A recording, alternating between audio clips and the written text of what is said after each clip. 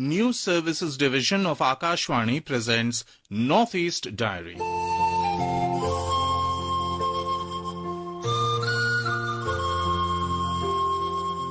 Good evening and welcome to this edition of Northeast Diary. As we explore the fascinating northeastern part of India, each episode brings new insights and captivating stories. Here is a sneak peek at what we have in store for you today. Today, we have an insightful interview with Dharmendra Prakash, IFS, Principal Chief Conservator of Forests and Head of Forest Force, Nagaland, where he will discuss important environmental issues. We will also bring you an inspiring story from Tripura, where a class 10 student is preparing for his board exams. But first, let's head to the Kohima correspondent Mary as she shares a special report on Nagaland Cinefest 2025, a festival that brought together filmmakers, creatives and film enthusiasts to showcase the growing talent in the region's vibrant creative sector.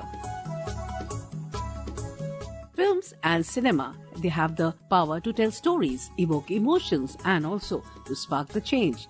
The Nagaland Cinefest 2025, hosted by the Department of Information and Public Relations in partnership with the Ministry of Information and Broadcasting and the National Film Development Corporation of India, is under the theme Celebrating Stories, Inspiring Minds.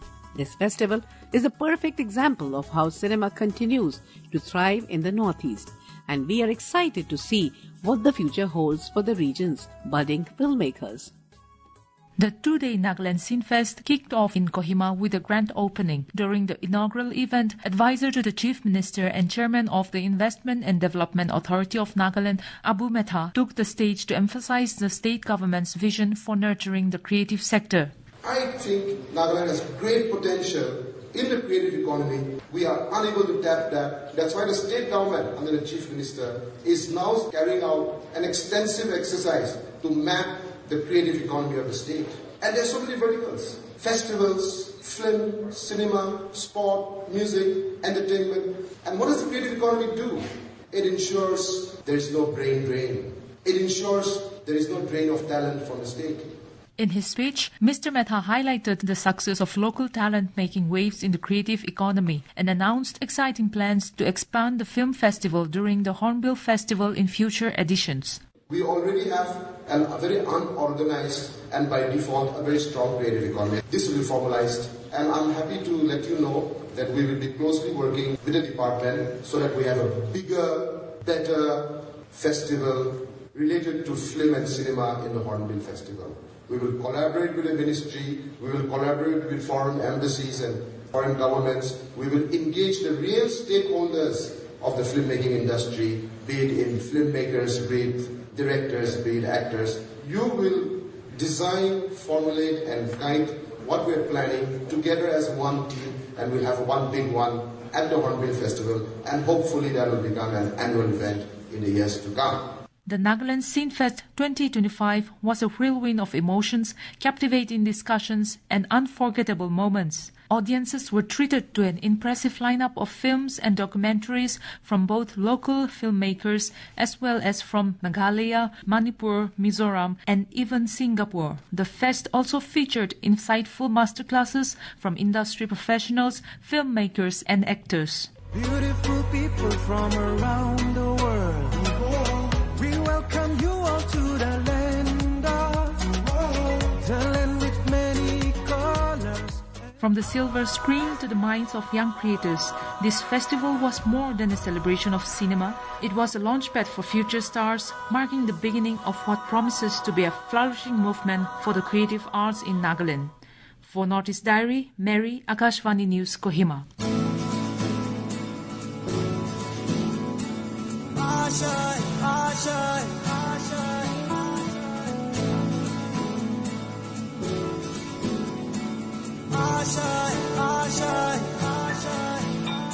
कुछ पाने की हो आस आस, कोई अरमा हो जो खास खास आशाएं,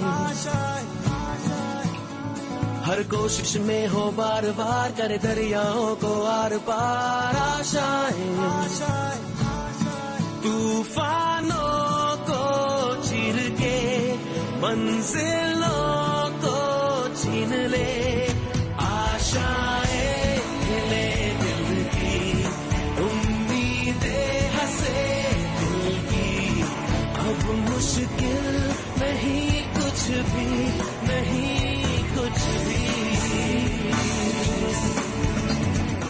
Folks, it is often said that where there is a will, there is a way. And that's certainly true for a remarkable 17-year-old class 10 student from Tripura, Dhalai district, who's preparing for his board exams under challenging circumstances. What is the story behind this inspiring young student? Let's hear it from our Agartala correspondent Kunal Shinde.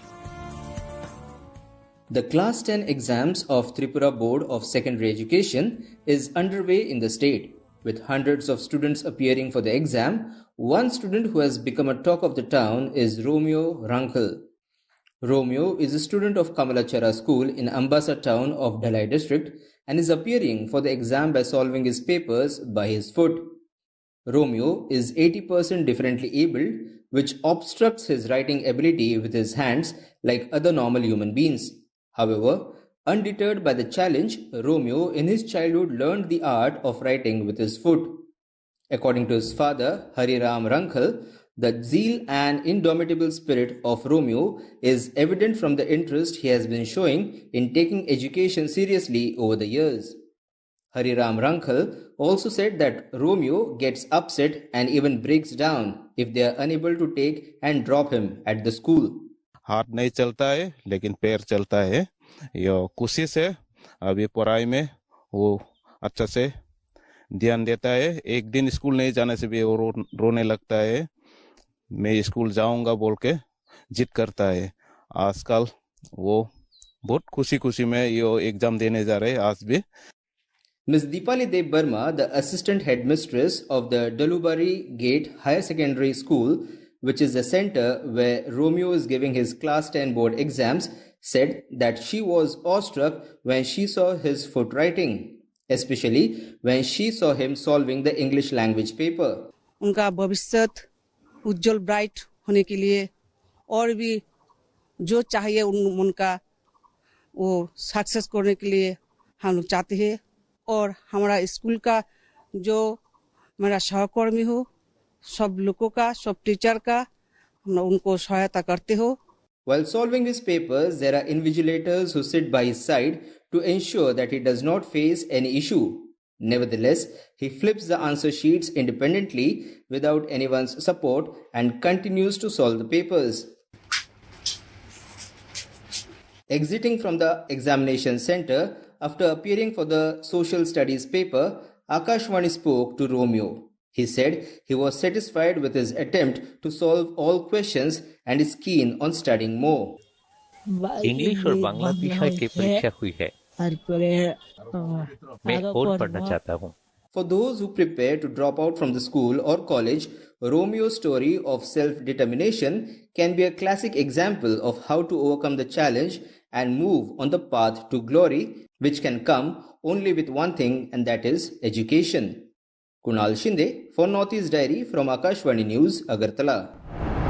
And now it's time for our Personality of the Week segment, where we bring you an exclusive interview with fascinating individuals making waves in various fields.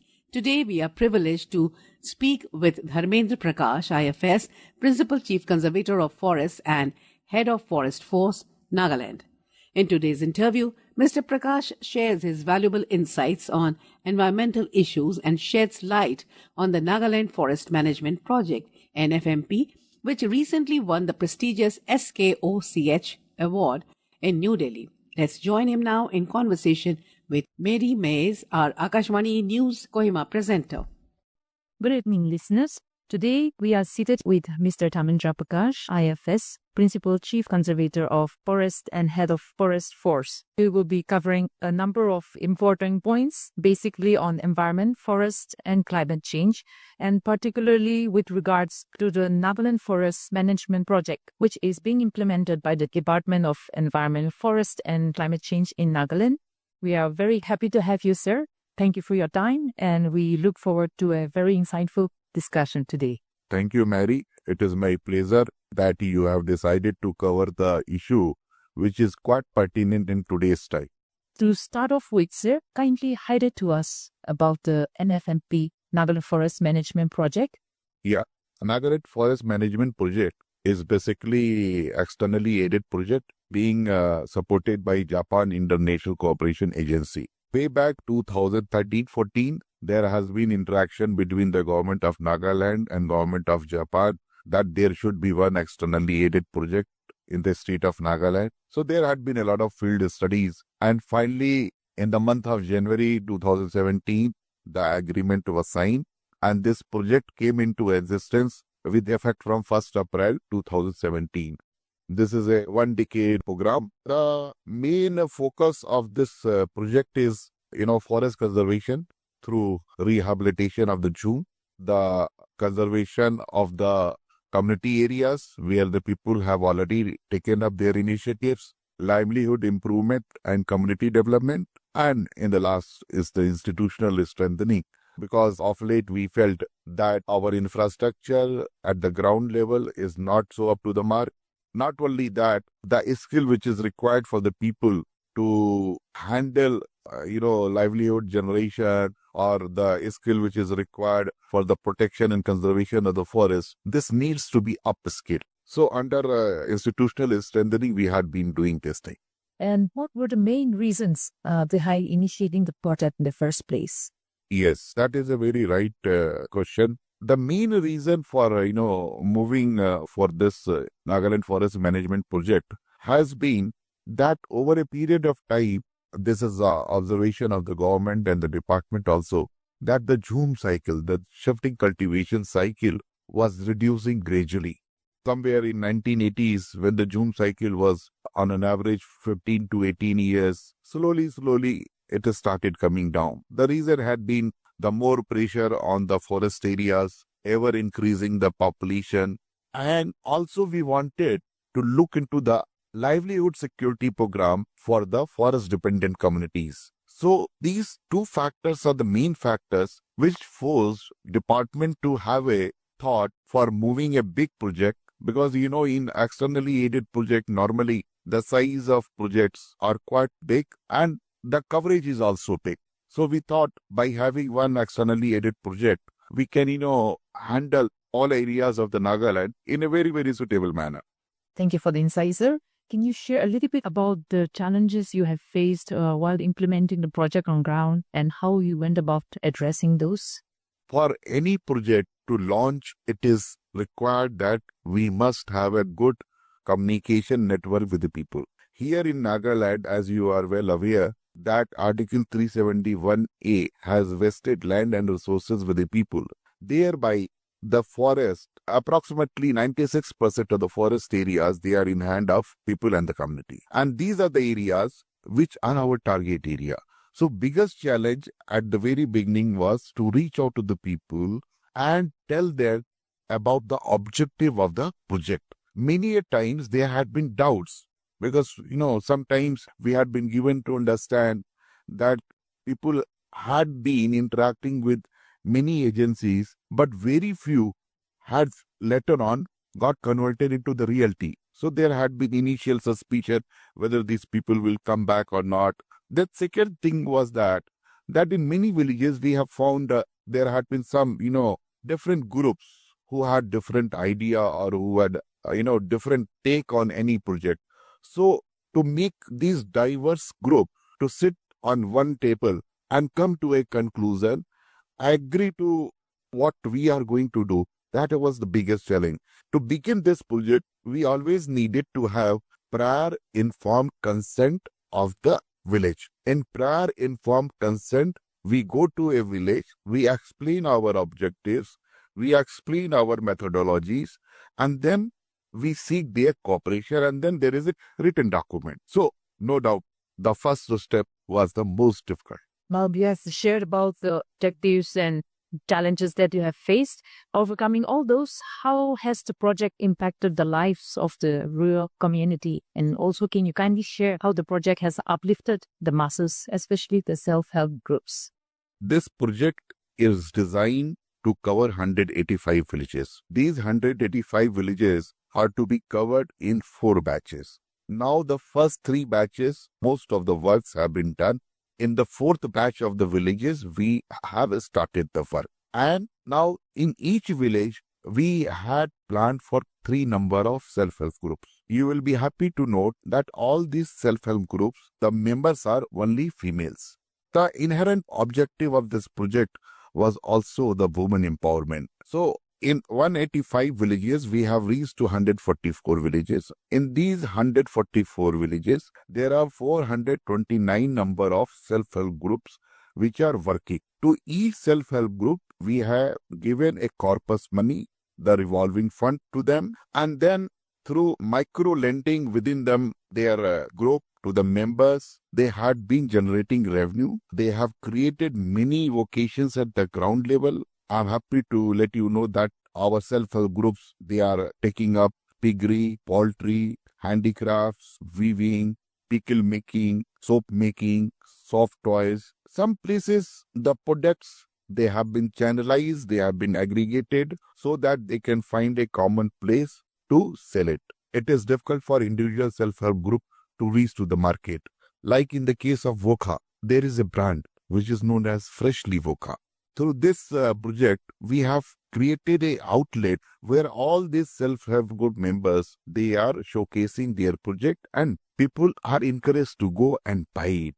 So this kind of emphasis where women are taking up these activities on their own is rather making the whole effort for the conservation strong, because now they devote their labor, they devote their spare time for the activities which bring the economic returns.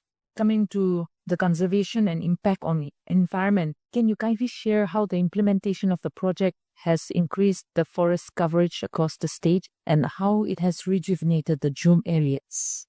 See, in this project, we have a target of 185 villages with a total area to be covered is 79,000 hectares. Now, there are 5 different models of the forestry interventions. Of course, like, you can say Jhum agro-forestry model, Jhum fallow forestry model, Jhum forestry to conversion, then extension of protected areas, all those things. So, in these 5 different models, the maximum area which is given is the area where people have already taken initiative for the conservation, protection and expansion of the conserved area. Out of 79,000 hectares, 50,000 hectares are meant for that. Nagaland is pioneer as far as the community reserves are concerned. So, we just wanted to incentivize these initiatives of the people. Now, I'm happy to let you know that out of 79,000 hectares, 40,000 hectares have already been treated under this project. 2 million person-days employment has been created at the village level. Approximately 85 lakh saplings have been planted in different models in those 40,000 hectares of the state land. You'll be happy to note that in this project, we have taken a decision that there will not be any purchase of saplings from outside. The saplings are grown locally and only the village people are engaged for the development of the nurseries. It is quite heartening that so far approximately 100 number of different local species have been taken up for the plantation. Now there is a report that the loss of topsoil because of the excessive rain, it has reduced. Many places where the wildlife have not been spotted earlier, they are being seen. Moreover, the interest the people are showing towards the conservation, that is the most important, I think, the outcome of this project. When people themselves are coming forward, advising us, ki ito hobo pare, inka korle ito hobo, ito gach na lagabi, ito gach lagabi. So, now this is a participatory management. It is, bottom-up approach. It is not that anything which is forced to the people from the top. The Joint Forest Management Committee in each village, they take the decision that what will be the entry point activity. Under entry point activity, anything is done subject to availability of fund, which people want, which community want. So it is their decision. So there is a kind of empowerment. I believe, whatever has been done for the forestry conservation, what will be the most significant outcome of this project is that people feel that they are the part of the government. That is the most important. You have rightly mentioned about engagement of the villagers. Sir, can you highlight a little bit more on the involvement of the local communities in the project in particular and conservation in general, and how knowledgeable are our village community now regarding conservation? When our people go to the village, the first thing is that they interact with the villages in presence of village council members. They narrate what are the objectives. The village elders, they huddle together, they discuss, then they come up. Joint forest management committee is constituted in the same village. Thereafter, SSGs are picked up. The joint forest management committee, you can make out from this fact that as far as the funds are concerned, the funds are not entirely managed by the department. The joint forest management committee is co-signatory in all the transactions. That means each and every penny which is spent in the field, in the village, it has consent of the joint forest management. Now, coming to this thing, awareness and knowledge is concerned. See, we are also conscious of that there is a need for the capacity building. So, accordingly, large number of capacity building programs have been done. It is being done at the village level. It is being done at the range level. It is being done at the district level. And also, we are making joint forest management committee members to move from one district to other to see how best or how good the other joint forest management committees are doing. It is a case of, kind of a learning exercise. Like there are some joint forest management committees who, despite their best, have not been able to achieve the desired result. Whereas there are some joint forest management committee members who have been able to do much more than what has been expected. So we are trying to crisscross. Those who have not been able to do good must visit the area. So, and to supplement all these things, this project has, developed 10 number of different manuals, starting from how to run the joint forest management committee, the entry point activity manuals, the SSG manuals, nursery manuals, capacity building manuals, all those things. Our field officers, they go, they interact with them in their local dialect. So that impact is, good. So I believe that, all those joint forest management committee members who had been working with us in this project, they are quite thorough with this thing. They are so much competent and capable. They themselves propose, sir, ito area, the ito wala model kulle bhala se. So it is coming from the people only, and accordingly we facilitate. The efforts of the departments are like they are being recognized, especially recently in the national level, as it has been awarded the Scotch Award 2024. With regards to this award, who or what aspects of the project would you attribute this achievement? This award to NFMP, what has been given is known as a Scotch Award. A Scotch Award has been instituted by Association of Inclusive India. They have the members of the CEOs of the different institutions, and this Scotch Award is primarily meant into the economics, infrastructure, the natural resource management area. This is not a government award. This is an initiative of the people, an initiative of independent CEOs. And this whole process of nomination and all those things started 6 months back. There had been different rounds of evaluation, online presentation, physical interaction, the inputs from the field and all those things. And only thereafter, once the institution of Scotch, they are satisfied, they get in touch. And this year we have been given this Scotch Award. This is precisely for the forest conservation and the livelihood generation. And of course, this is an acknowledgement of, people's participation in the government projects. The biggest strength of any project in Nagaland is the People's Connect. It is a tribute or acknowledgement to the people who are associated with this project.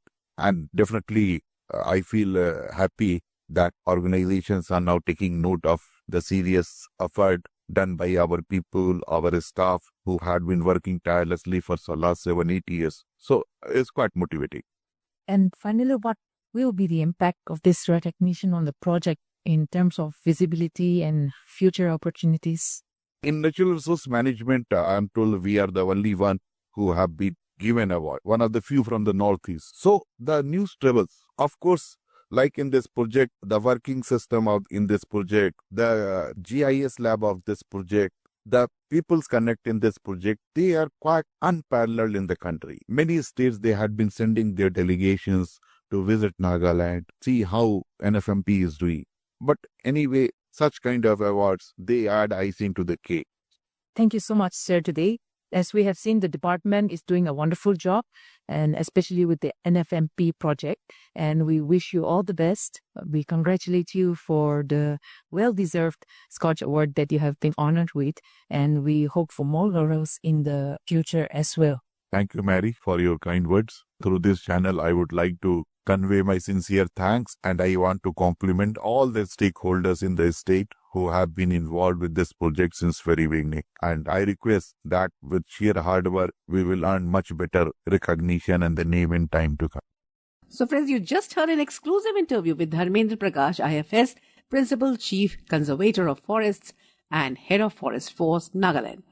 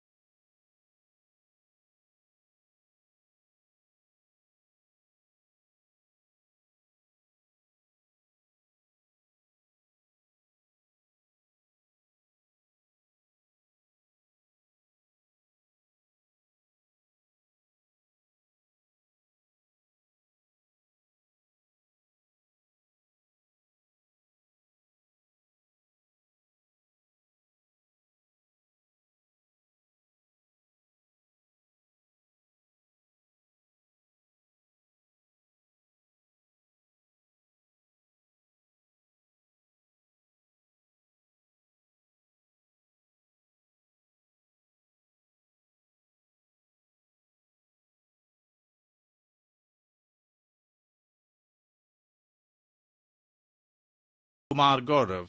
It was brought to you by the News Services Division of Akashvani.